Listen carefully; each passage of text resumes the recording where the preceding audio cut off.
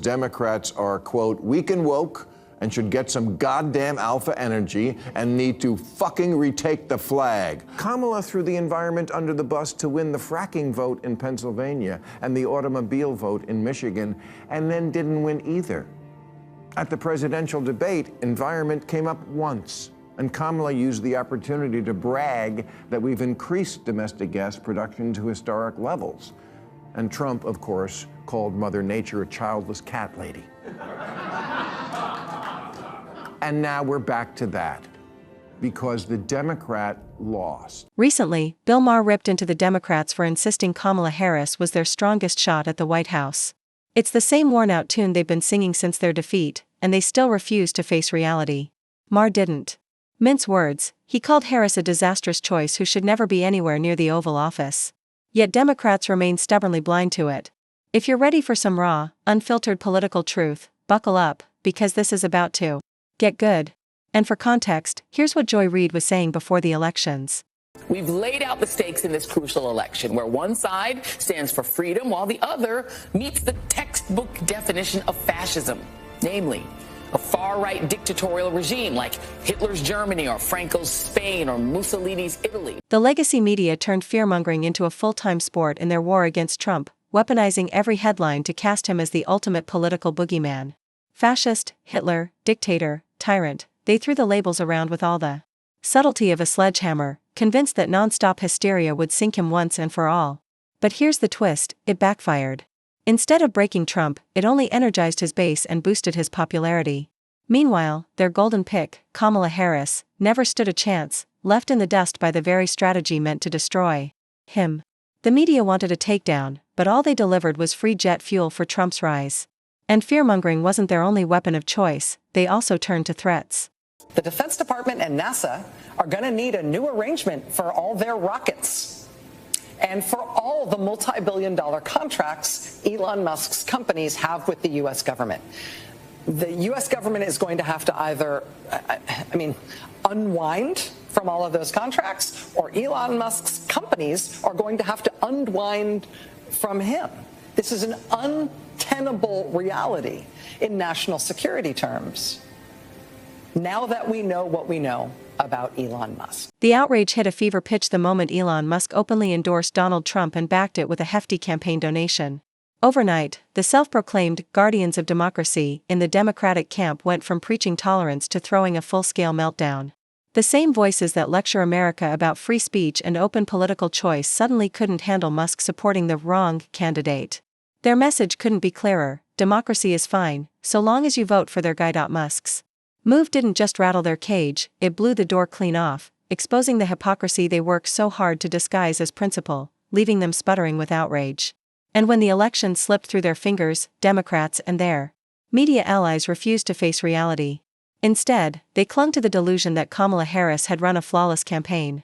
And so what you've seen in the last couple of weeks, if this is an audition for managing a complex organization like the United States, Kamala Harris has passed the audition flawlessly. This has been, in many ways, a perfect campaign, a brief, and she had barely any time to put it together. All those excuses are exactly why Bill Maher tore into the Democrats. Because if Kamala Harris really ran a perfect campaign, then why did she crash and burn?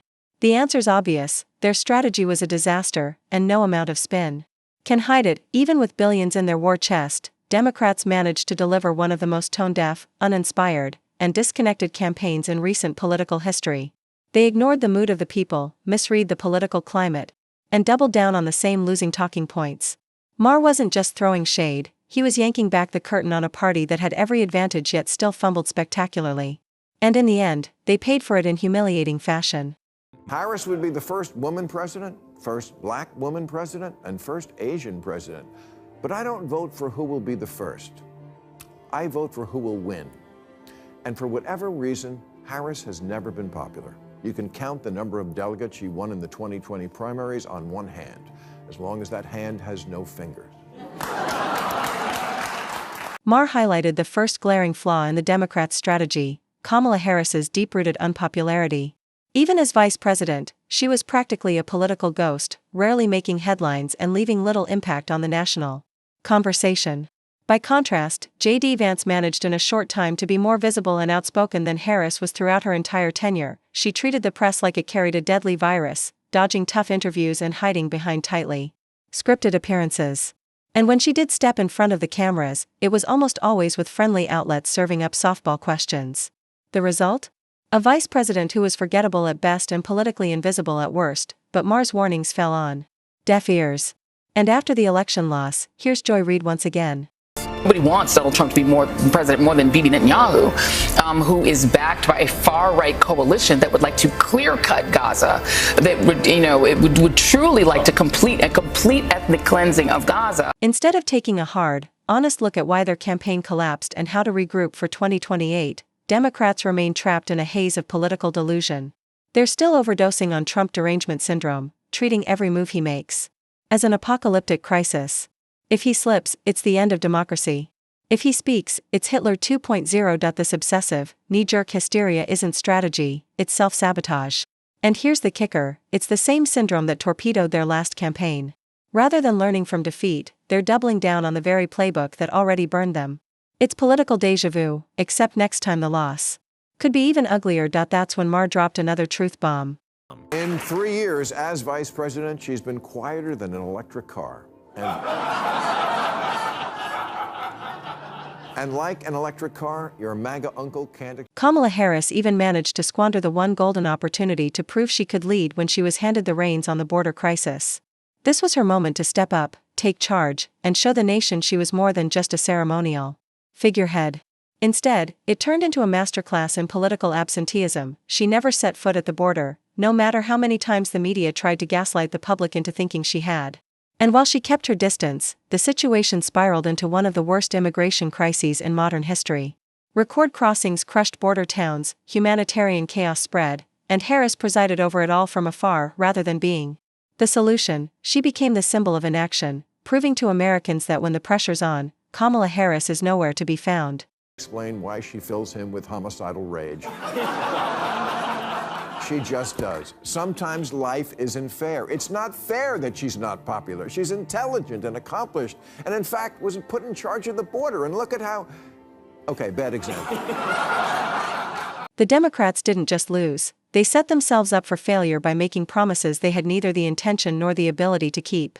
Their campaign speeches were full of bold pledges and sweeping reforms, but when it came time to deliver, there was nothing. And when voters demanded answers, they didn't get honesty, they got political gymnastics. Dodged questions, twisted narratives, and carefully rehearsed word salads that said absolutely nothing. Kamala Harris, in particular, paid the price for this evasiveness.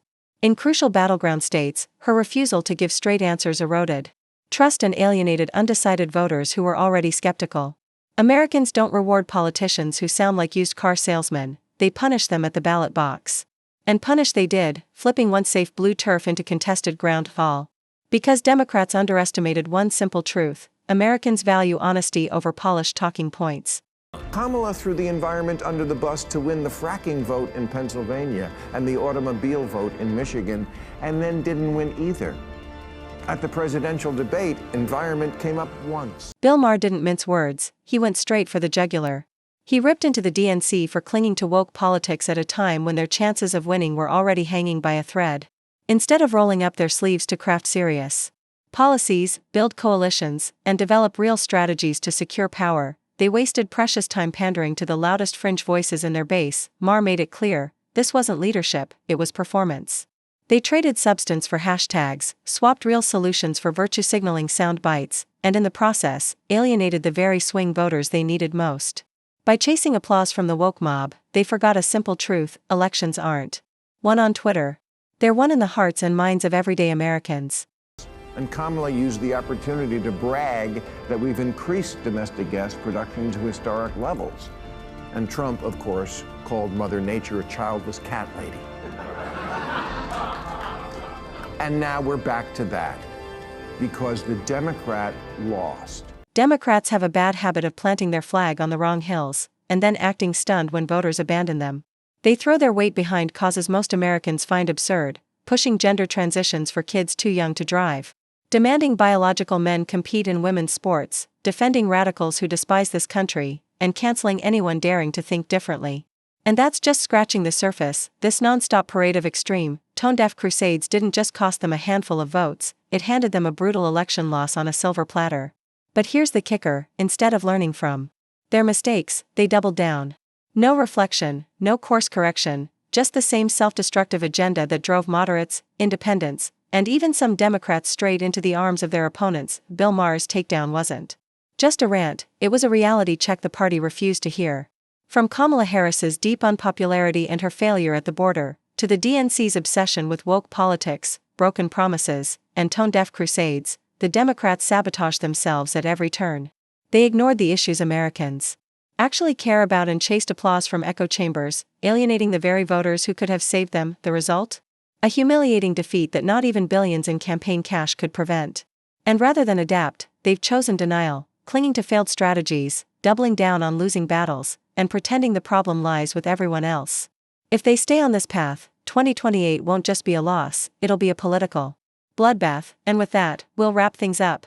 If you enjoyed this breakdown, hit that like button and subscribe for more no-holds-barred political commentary. Thanks for watching, and I'll see you in the next one.